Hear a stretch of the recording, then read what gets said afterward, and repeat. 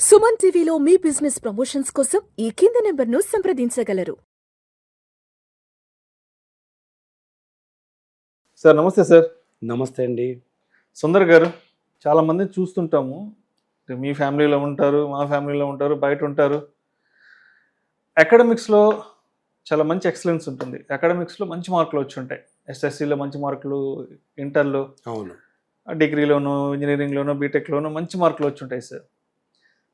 సరే, ఒక మంచి కార్పొరేట్ కంపెనీకి ఇంటర్వ్యూకి వెళ్ళాలి, రేపు పొద్దున ఇంటర్వ్యూ ఉందంటే మాత్రం సార్ చాలామంది భయపడిపోతుంటారు సార్. అంటే ఇంటర్వ్యూకి వెళ్ళి కూర్చొని 15-20 నిమిషాలు ఇంటర్వ్యూ ఇచ్చి రావడం అనేది ఆ స్టూడెంట్ యొక్క లైఫ్లో అతి కష్టమైన పనిగా ఫీల్ అవుతాడు.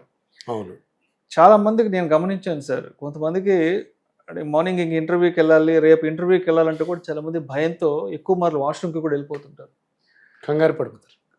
కంగారు పడిపోయి బాడీని టెన్షన్ పెట్టేస్తారు. బాడీలో ఉన్న ఆర్గాన్స్ని, ఎస్పెషల్లీ లివర్ని టెన్షన్ పెట్టేసేస్తారు. అవును, ఇంకొంతమంది ఏం చేస్తారంటే, నేను చాలా సందర్భాల్లో చూశాను, ఇంటర్వ్యూ సెంటర్ ఉంటుంది కదా, ఆఫీస్, కంపెనీకి వెళ్ళి అక్కడికి వెళ్ళి ఆ క్రౌడ్ని చూసి, అక్కడున్న జనాలు చూసి, అమ్మో ఇక్కడ చాలామంది వచ్చారు, మన వల్ల కాదు, అసలు వీళ్ళందరి ముందు మనం పనికిరాము, ఎందుకు వచ్చిన గోలని చెప్పి చాలామంది వచ్చేస్తారు. ఇంకొంతమంది ఇంటర్వ్యూ దగ్గరికి వెళ్ళి అక్కడ కూర్చొని ప్రాజెక్ట్ మేనేజర్, టీమ్ లీడర్ ఏవో అడుగుతుంటే చెప్పలేక టెన్షన్ పడిపోయి చేతులు పిసుక్కుంటూ చెమటలు గారిపోతుంటాయి కదా. మరి ఇటువంటి వాళ్ళ గురించి ఏం చెప్తారు? ఇటువంటి వాళ్ళకి ఎటువంటి ట్రైనింగ్స్ డిజైన్ చేశారు? వెరీ గుడ్ అండి. ఇప్పుడు మీరు చెప్పిన దాంట్లో మంచి మార్కులు వస్తున్నాయి. వాస్తవానికి ఇప్పుడున్న సిస్టంలో స్కూల్ లెవెల్ నుంచి కూడా అకాడమిక్ చాలా డెవలప్ అయినాయి. మేము చదువుకున్నప్పుడు 10th పాస్ అవుట్ చాలా గొప్ప విషయం. ఫస్ట్ క్లాస్లు అది ఎక్స్పెక్ట్ చేయలేదు. పాస్ అవడం చాలా గొప్ప. పాస్ అవుట్ అదే 350, 280 ఎంత వస్తే అప్పట్లో పాస్. అద్భుతం. అది 300 వస్తే చాలు. 300 వస్తే ఫస్ట్ సెకండ్ క్లాస్లోకి వచ్చేస్తారు వాడు. అంటే ఇంట్లో నువ్వు పాస్ అయితే చాలరా, నీకు సైకిల్ కొనిస్తాం. నేను చదివింది గవర్నమెంట్ స్కూల్లో అండి. నా స్కూల్ మేట్ ఒక అతను, నేను 6th లో ఉన్నప్పుడు 10th అతను నాతో పాటు 10th రాశాడు. అంటే 5 years రాశాడు. బా విచిత్రం ఏంటంటే ఇవాళ అతను 2 కంపెనీస్ పెట్టి ఒక 25 మంది జాబ్లు ఇచ్చాడు. ఉన్నాయి, ఊర్లోకి పోలే, బయటకు వచ్చి పెట్టాడు, ఊర్లో ఉండి చేస్తున్నాడు. అప్పుడున్న పరిస్థితి వేరు. అంటే మీరు అన్నట్టు అకాడమిక్స్లో టూ మచ్ ఎక్స్ప్లోరేషన్ అప్పుడు లేదు అసలు. మార్కులు 100 మార్కులు ఈ 15 ఏళ్ళ నుంచి సార్ 599, 595 రావడం మరీ భయంకరంగా భయపడుతున్న పిల్లలు. సరే, ఏదో అదొక ప్లస్గా తీసుకుందాం మనం. మార్కులు మీరు అన్నట్టు అద్భుతంగా వస్తున్నాయి. 10th, ఇంటర్మీడియట్, డిగ్రీలు అన్నీ ఓకే. కమ్యూనికేషన్ మీద ఫోకస్ ఎక్కడా లేదు. ఇందాక మనం ఒక మాట మీరు అడుగుతున్నప్పుడు చెప్పారు, అకాడమిక్లో మార్కులకి ర్యాంకులకి ఇచ్చిన ప్రయారిటీ కమ్యూనికేషన్ లేదు. స్కూల్లో ఎక్కడన్నా కొన్ని స్కూల్లో ఉంది, అది కూడా అందరిని మాట్లాడించారు. ఇప్పుడు 60 మంది సెక్షన్లో ఉంటే 60 మందిని మాట్లాడించారు. ఒకళ్ళో ఇద్దరో లేదా ఒక 10 మంది బ్రాండ్ అయి ఉంటారు పిల్లలకి. ఆ టీచర్ కాదు, వాళ్ళతో ఎక్కువ పార్టిసిపేట్ చెప్తుంది. ఇంటర్లో అసలు ప్రస్తావనే లేదు. ఎక్కడ కొన్ని కాలేజెస్ సెంట్రల్ యూనివర్సిటీ, ఈ సెంట్రల్ సిలబస్ ఉండి పర్టికులర్ పెట్టుకోలేదు. ఇంకా బీటెక్, డిగ్రీలకు వచ్చారు, వాళ్ళ పరిస్థితి వేరు. సో అక్కడ అవకాశం ఉంటుంది, కొంచెం డిగ్రీలోకి వచ్చాక నేర్చుకునే అవకాశం ఉంటుంది. కాలేజీలు కూడా కొంచెం కొన్ని సెటప్ ఉన్నాయి, లాంగ్వేజ్ ల్యాబ్స్ అని, ప్రజెంటేషన్ అని. దాన్ని స్కిప్ చేసేస్తారండి, అస్సలు పట్టించుకోరా. ఇప్పుడంత అవసరం ఉంది నాకు, ఫైనల్ ఇయర్లో కదా అనుకుంటారు. మీరు అన్నట్టు ఆ ఫైనల్ ఇయర్ వచ్చింది, ఇంటర్వ్యూ డే వచ్చింది, ఆన్ క్యాంపస్ కానీ ఆఫ్ క్యాంపస్. మీరు చెప్పింది వాస్తవం. ఇక్కడ నుంచి పని కట్టుకుని వేరే కాలేజ్కి, అక్కడ క్యాంపస్ ఎలక్షన్ అంటే అక్కడికి వెళ్ళి వెయిట్ చేస్తూ కూడా పేరు వచ్చే లోపల వెళ్ళిపోయిన వాళ్ళు కంగారు పడ్డారు. వాస్తవం. ఒక్కసారి ఇంటర్వ్యూ ఫోబియా అనే దాని గురించి ఒక్కొక్క 2 నిమిషాలు అర్థవంతంగా మాట్లాడు. ఒకప్పుడు ఇంటర్వ్యూస్ అన్నింటి గవర్నమెంట్ జాబ్ ఇంటర్వ్యూ, ఇప్పుడు కూడా సివిల్ సర్వీస్ ఇంటర్వ్యూ అంటే ఏ క్వశ్చన్ వేస్తారో తెలియదు. Vast syllabus. గవర్నమెంట్ జాబులు ఎక్కడా కూడా సబ్జెక్ట్ రిలేటెడే కాదు, జీకే ఉండాలి, మిగతా అంత ప్రపంచ జ్ఞానం మీద విపరీతమైన ఐడియా ఉండాలి. కార్పొరేట్ ఇంటర్వ్యూస్లో అసలు ఏం అడగడు, ఆ జాబుకు సంబంధించింది మాత్రమే అడుగుతారు. సో నన్ను ఏదో అడుగుతారు, నేను చెప్పలేకపోతే ఫస్ట్ మైండ్ నుంచి తీసేయడం. ఆ రెజ్యూమ్లో ఏముంటుంది అదే అడుగుతారు, అంతకుమించి ఎవరు రెజ్యూమ్ చదవరు అసలు. రెజ్యూమ్ చదవరు సార్, మీరు నమ్మరు. నేను ఇంటర్వ్యూ రీసెంట్గా చేసిన అక్కడ ఎక్కడన్నా మీకు ఒక విషయం, రెజ్యూమ్ వర్క్ అంటున్నారు మీరు లోపలికి. నేను ఇంటర్వ్యూ చేస్తే ఆ కెరీర్ ఆబ్జెక్ట్ ఉంటుంది కదా, రెజ్యూమ్ ఇలా ఫోల్డ్ చేస్తాను. ఈ కెరీర్ ఆబ్జెక్ట్ ఇక్కడ ఏం మెన్షన్ చేసి యాజ్టీస్గా చెప్పు, ఒక వర్డ్ మిస్ అవ్వకుండా ఈ జాబ్ ఇచ్చేస్తున్నాడు.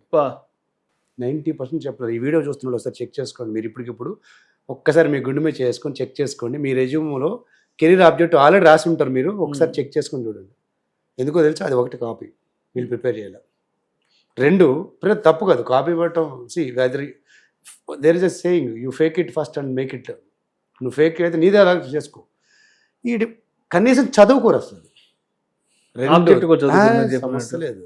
ఆబ్జెక్ట్ నేను రాసిస్తా, 90% ఈ వీడియో చూస్తున్న వాళ్ళు ఎవరన్నా ఆబ్జెక్ట్ యాజిటీస్కి ఒక్క వర్డ్ మిస్ అవ్వకుండా అదే సీక్వెన్స్లో చెప్పమనండి, పిలిచి నేను 70,000 మినిమం సాలరీ ఇప్పుడు ఇస్తాను, కాల్ చేయమనండి. చాలా తక్కువ, 90%, ఒక 10% మేబీ ఉండొచ్చు. ఇంకా రెండోది, మీ సే అబౌట్ యువర్ సెల్ఫ్ చాలా మందికి ఎందుకు అడుగుతారు? ఆల్రెడీ అందులో ఉంది కదా, మామూలుగా చెప్పండి అందులో ఉంది కదా అంటే ఆయన చదువు కూడా రాదా అంటే, నీ గురించి నువ్వు కనీసం కమ్యూనికేట్ చేస్తున్నావు, నీ గురించి నీకు తెలుసు కదా, నీ పేరు, నీ ఊరు, మీ ఫాదరు, నీ క్వాలిఫికేషను, నీ స్కిల్ సెట్, ఇదే చెప్పలేని పరిస్థితిలో ఇంకా నువ్వు కంపెనీ గురించి ఏం చెప్తావు, ప్రొడక్ట్ గురించి ఏం చెప్తావు, రేపొద్దు నీ జాబ్ రెస్పాన్సిబిలిటీస్ లేదా నీ క్లయింట్కి ఏం ఎక్స్ప్లెయిన్ చేస్తావు అంటే తెలిసిన క్వశ్చన్ అడుగుతారు. ఫస్ట్ పాయింట్ నెంబర్ 1, విపరీతమైన సబ్జెక్ట్ వెళ్ళరు. నెంబర్ 2, జీకే అసలు అడగట్లేదు ఇప్పుడు. నెంబర్ 3, నీ గురించి అడుగుతున్నారు ఫస్ట్ క్వశ్చన్ అంటే అక్కడ నువ్వు ఫ్రీ అయిపోయావు. 3వది 4వది, హెచ్ఆర్ నేను ఆడుకోవడానికి పిలిచాడా, ర్యాగింగ్ చేయడానికి పిలిచాడా, వాడికి కూడా జాబ్ అవసరం ఉంది, వాడి కంపెనీలో వేకెన్సీ ఉంది, నీ ఇలాంటి వాళ్ళు రావాలి, పని చేయాలి, అప్పుడే రెస్పాన్సిబిలిటీ తీసుకుంటాడు, కంపెనీ డెవలప్ అవుతుంది.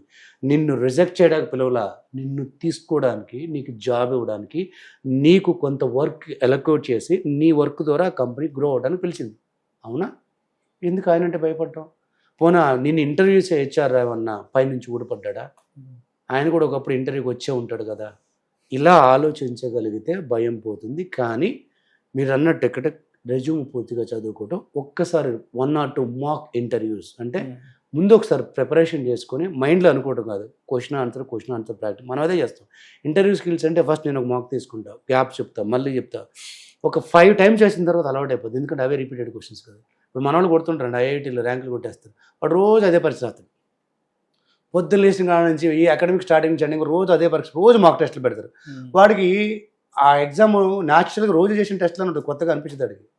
సేమ్ ఇక్కడ ఏ ప్రిపరేషన్ లేకపోవడం, కమ్యూనికేషన్ మీద ఫోకస్ చేయకపోవడం, లాంగ్వేజ్ మీద వాడేది వస్తాన ఇంటర్వ్యూలో ఉడికి 4 క్వశ్చన్ 5 క్వశ్చన్కి లాంగ్వేజ్ మీద ఫోకస్ చేసుకోకపోవడం, ఇవన్నీ లేకుండా అప్పటి వరకు ఓవర్ కాన్ఫిడెంట్గా ఉండి అప్పుడు మొత్తం బేజారు అయిపోయి నా భయపట్టుకుందండి. ఏదన్నా ప్రిపరేషన్ ఉండాలండి. అట్లా నీ 17 సంవత్సరాల చదువుని వాడు 10 నిమిషాల్లో డిసైడ్ చేస్తున్నాడు. ఈ 10 నిమిషాల ఇంటర్వ్యూ నీ తర్వాత జీవితాన్ని మొత్తాన్ని టర్న్ అవుతుందంటే ఎంత జాగ్రత్తగా ఉండాలండి. మరీ అంత కేర్లెస్గా, మరీ అంత నేను చేయగలనులే అని అనుకొని అప్పటికప్పుడు అక్కడికి వెళ్తే ఎవడో చెప్తారు మామ భయంకరంగా అడుగుతాడు క్వశ్చన్, అయిపోయింది అంతే. ఇంకా అంతే. ఇంకోటి చెప్పక్కర్లా, ఆ యాంబియన్స్ చూడగానే ఫస్ట్ అక్కడ కూర్చోండి, అక్కడ రెజ్యూమే మీరు అన్నట్టు టెన్షన్ స్టార్ట్ అవ్వడం, బాత్రూమ్ బారిపోవడం, లేకపోతే ఇక్కడ కాదులే ఇంకోసారి వద్దాం. చాలామంది చెప్తుందంటే అసలు యాక్చువల్గా ఇంటర్వ్యూ మా స్కిల్ ఉన్నవాడు కాదంటే వేరేవాడికంట అంటే ఎందుకు వచ్చేవారంటే ముందు తెలియదు. అక్కడ ఆల్రెడీ చాలా మంది వచ్చున్నారు, 1000 మంది దాకా వచ్చున్నారు, ఎక్కడలేమో చేసేసాను. మనకు ఇంటర్వ్యూ స్కిల్ రావడం లేదంటే కమ్యూనికేషన్ మీద ఫోకస్ చేయటం, ప్రిపేర్డ్గా లేకపోవడం, రాకపోవడం తప్పు కాదు, రాని దాన్ని తెలుసుకొని నేర్చుకోకపోవడం తప్పు. మీరు ఇందాక అన్నారు ఇంకో క్వశ్చన్ కూడా అవుతాయి, అక్కడ స్ట్రెంగ్స్ పెడతారు. స్ట్రెంగ్స్ రెజ్యూమేలో దాదాపుగా ఒక 5-6 పెట్టేస్తారు వాడు. జనరల్గా ఒక మనిషికి 5-6 స్ట్రెంత్ అంటే మామూలు విషయం కాదు. ఏం లేదండి, 2-3 రెజ్యూమ్లు చేసి ఫ్యాన్సీ వర్డ్స్ పెట్టేస్తాడు. నేను మై ఫ్యామిలీ ఈజ్ మై పెట్టేస్తాను, అది ఏదైనా అంటే దానికి పట్టించుకోడు. అంటే ఇది పెట్టచ్చో పెట్టకూడదు, నాకు మ్యాచ్ అవుతుంది కూడా చూసుకోడు. విచిత్రం అంటే తెలుసా, మీ స్ట్రెంత్ ఏంటంటే 6 కాకుండా ఇంకో 2 చెప్తాడు. అంటే ఈరోజు చూసుకోడు వాడు. ఇక్కడ ఒక 6 పెట్టాడు కదా, రెజ్యూమ్ నిండడం కోసం పెట్టాడు కదా, ఇవి 6 కాకుండా ఇంకొక 2 చెప్తాడు. అంటే అవి కూడా చదువుకొని వెళ్ళడు. కనీసం నువ్వు స్ట్రెంత్ అనేది ఉందో లేదో కరెక్ట్ చెప్పాక, నువ్వు ఫేక్ చేసి నువ్వు దాన్ని మేక్ ఇట్, అది కూడా చేయకుండా వెళ్తారు. అంటే ప్రిపరేషన్ లేకపోవడం, ఎక్కడ గ్యాప్ వస్తుందో దాని మీద వర్కౌట్ చేయకపోవడం, సరి అయిన పద్ధతిలో ప్రాక్టీస్ చేయడం, చేస్తే ఏ ఇంటర్వ్యూ అయినా డీల్ చేయొచ్చు. కార్పొరేట్ ఇంటర్వ్యూస్లో ఎక్కడా కూడా ఇబ్బంది పెట్టే ప్రశ్నలు కానీ విపరీతమైన, వాళ్ళకి ఎక్స్ట్రాడినరీ టాలెంటెడ్ వద్దు, ordinary talented with extraordinary hard work చేసేవాడు కావాలి, ప్రాపర్గా కమ్యూనికేట్ చేసేవాడు కావాలి, కంపెనీ ప్రాసెస్ అర్థం చేసుకునేవాడు కావాలి. నేను ఈ జాబ్ చేయడానికి సిద్ధహస్తుడు అన్నట్టు నువ్వు మాటలు నమ్మి అంతే అంట. ఇంటర్వ్యూలో నీకేమొచ్చు కాదు, వాడికి ఏమి నచ్చింది చెప్తే జాబ్ వస్తుంది. సో మరి ఎస్పెషల్లీ స్టూడెంట్స్ కోసము కాలేజ్ ఎడ్యుకేషన్ పూర్తి అయిపోయి ఫర్దర్గా ఇంటర్వ్యూస్కి అటెండ్ అవ్వాలి, చేస్తున్నాడు కూడా, లేదంటే కంపెనీస్లో ఒక మంచి టీమ్ లీడర్గా నేను గ్రోప్ అవ్వాలి, ఆల్రెడీ టీంలో ఉండే ఒక మంచి ప్రాజెక్ట్ మేనేజర్గా నేను నా క్లయింట్స్ని ఆకట్టుకొని నా వాక్చాతుర్యంతో క్లయింట్స్ని ఆకట్టుకోవాలి అనుకున్న వాళ్ళకి, especially for the students highly ప్రొఫెషనల్గా వెళ్ళే వాళ్ళ కోసం ఎటువంటి కోర్సు ప్లాన్ చేశారు ఏంటి? అదే సార్, వాళ్ళ రిక్వైర్మెంట్ ప్రకారం ఆల్రెడీ వర్క్లో ఉంటే వాళ్ళ వర్క్లోకి సంబంధించిన కమ్యూనికేషన్ అంతా ఏ సందర్భంలో లిస్ట్ అవుట్ చేయడం, దాని మీద వర్కౌట్ చేయడం, దానికి తగ్గట్టుగా వాళ్ళ లాంగ్వేజ్ కూడా చూసుకోలేదు. కార్పొరేట్ సెక్టర్లో లాంగ్వేజ్ అవసరం. అంటే మన తెలుగు కొన్ని కంపెనీస్, బట్ మ్యాక్సిమం ఇంగ్లీష్ అవసరం అవుతుంది. అక్కడ చాలామంది లాంగ్వేజ్ని మేనేజ్ చేస్తుంటారు, మేనేజ్ చేయడం కాదు, పూర్తి స్థాయిలో మాట్లాడగలగాలి. ఒక స్థాయి వరకే మేనేజ్, లెవెల్ పెరిగిన కొద్దిగా వీళ్ళే ఆన్సరబుల్ అవుతారు కాబట్టి చూసుకోవాలి. ఇంటర్వ్యూస్కి వెళ్ళే వాళ్ళు అయితే ఆల్రెడీ ప్రీవియస్ ఇంటర్వ్యూ వెళ్ళున్నారా, వాళ్ళకి ఏ ఫోబియాలో ఆగిపోతున్నారు, లేకపోతే వెళ్ళడానికి ముందు ఏమైనా ప్రిపేర్ అయ్యారా, లేకపోతే ఏమైనా నెగిటివ్ ఇంపాక్ట్ ఉందా వాళ్ళ మీద. ఒక 2 ఇంటర్వ్యూకి వెళ్ళి ఫెయిల్ అయ్యారు అనుకోండి, వాడు తొందరగా సెట్ కాడు, అంటే నా వల్ల కాదని ఫీలింగ్తో ఉంటారు, దాని నుంచి తీసుకురావడం. అదే ఏ లెవెల్ కంపెనీస్ ఇంటర్వ్యూస్కి వెళ్తున్నారు. కొన్ని కంపెనీస్ అంత ఫార్మల్గా స్ట్రిక్ట్గా ఉంటుంది, కొన్ని కంపెనీస్ కొంచెం ఎక్కువ ఎక్స్పెక్ట్ చేస్తారు. సో ఏది ఏమైనా మా సిలబస్ వాళ్ళకి చెప్పడం కాదు, వాళ్ళ ప్రజెంట్ స్కిల్ సెట్, వాళ్ళు ఎక్స్పెక్ట్ చేస్తున్న స్కిల్ సెట్, అంటే ఏ లెవెల్ స్కిల్ వాళ్ళకి అవసరం అవుతుందో దాన్ని బట్టి కస్టమైజ్డ్ టైలర్డ్ కోర్స్ మనం ఇచ్చేది. నేను ఒక సిలబస్ ప్రిపేర్ తీసుకెళ్ళి వాళ్ళ ముఖంలో రుద్దను, అసలు అది మనం ఎక్కడే చేయలేదు. రిక్వైర్డ్ స్కిల్ సెట్ని రిక్వైర్డ్ లెవెల్లో తీసుకెళ్ళడం జరుగుతుంది. ఖచ్చితంగా అది విత్ ప్రాక్టీస్. ఏదైనా సరే నేను క్లాస్ చెప్పడం కాదు, వాళ్ళతో మోక్ చేసుకుంటూ ప్రాక్టీస్ చేయించుకుంటూ గ్యాప్స్ ఫిల్ చేసుకుంటూ అల్టిమేట్గా వాళ్ళు ఎక్స్పెక్ట్ చేసిన స్కిల్ మెజర్ చేసి మరీ పంపిస్తాం. Right sir, right sir. Thank you so much Sundar గారు. సో ఎస్పెషల్లీ స్టూడెంట్స్ కోసం, ఎవరైతే కాలేజ్ ఎడ్యుకేషన్ కంప్లీట్ అయ్యి జాబ్ ఇంటర్వ్యూస్కి వెళ్తున్నారో, అదేవిధంగా ఆల్రెడీ కంపెనీలో పనిచేస్తూ మంచి టీమ్ లీడర్గాను, మంచి ప్రాజెక్ట్ మేనేజర్గాను ఎదిగి సో ఫర్దర్గా కెరీర్లో మంచి పీక్ చూడాలి అనుకున్న వాళ్ళు ఎవరైతే ఉంటారో, సో ఇటువంటి వాళ్ళందరి కోసంగా కూడా సుందర్ గారు master the art of public speaking course చేస్తున్నారు. సో కోర్స్లో జాయిన్ అవ్వాలి అనుకుంటే ఈ కింద స్క్రాల్ అవుతున్న నంబర్కి కాల్ చేసి మీరు రిజిస్టర్ అవ్వచ్చు. Thank you sir, thank you so much. Thank you.